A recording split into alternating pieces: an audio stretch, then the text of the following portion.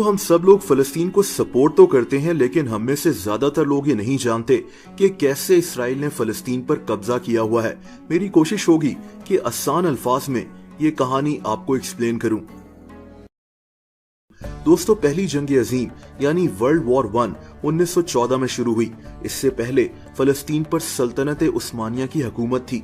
उस वक्त फलस्तीन में तकरीबन 87% मुसलमान रहते थे और सिर्फ 3% यहूदी रहा करते थे। ये वो वक्त था जब फलस्तीन में मुसलमान, यहूदी, ईसाई सब मिलजुल कर रहते थे। लेकिन फिर पहली जंग अजीम शुरू हो गई। 1918 में ये जंग खत्म हुई और इसके बाद बरतानिया ने फलस्तीन का कंट्रोल संभाल लिया।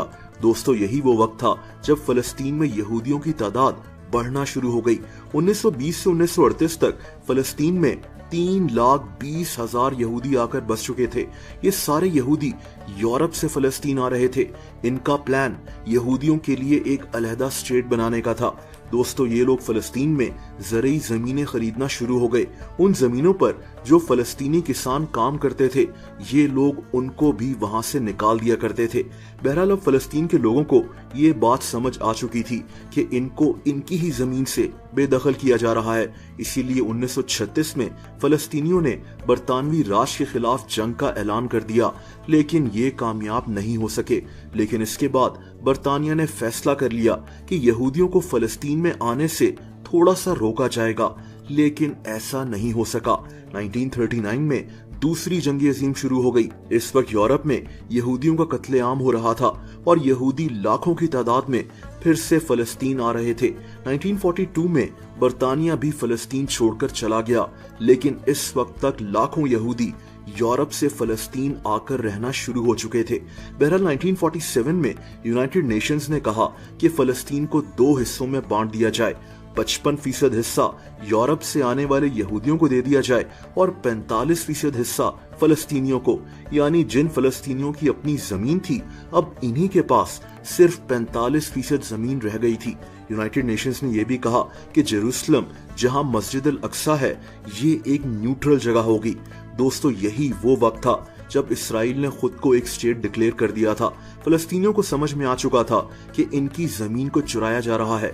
इसीलिए 1948 में अरब मुल्कों की इसराइल से जंग शुरू हो गई। इस जंग के बाद इसराइल ने फलस्तीन के 78% हिस्से पर कब्जा कर लिया। यानी अब इसराइल के पास 55% से बढ़कर 78% हिस्सा आ चुका था। 1967 में इसराइल और अरब मुल्कों की फिर से जंग छिड़ गई और अब इसराइल ने फलस्तीन के और भी हिस्सों पर कब्जा कर लिया, जैसा कि गाजा स्ट्रिप और वेस्ट बैंक वगैरह। और इसराइल ने जेरूसलम पर भी कब्जा कर लिया, जो एक न्यूट्रल जगह थी। 1980 में इसराइल ने जेरूसलम को अपना कैपिटल भी बना दिया और जो 4 लाख फलस्तीनी वहां रह रहे थे, उनको सिटीजनशिप से भी महरूम कर दिया। इसके बाद इसराइल जेरूसलम में फलस्तीनियों के घर वगैरह तबाह करना शुरू हो गया।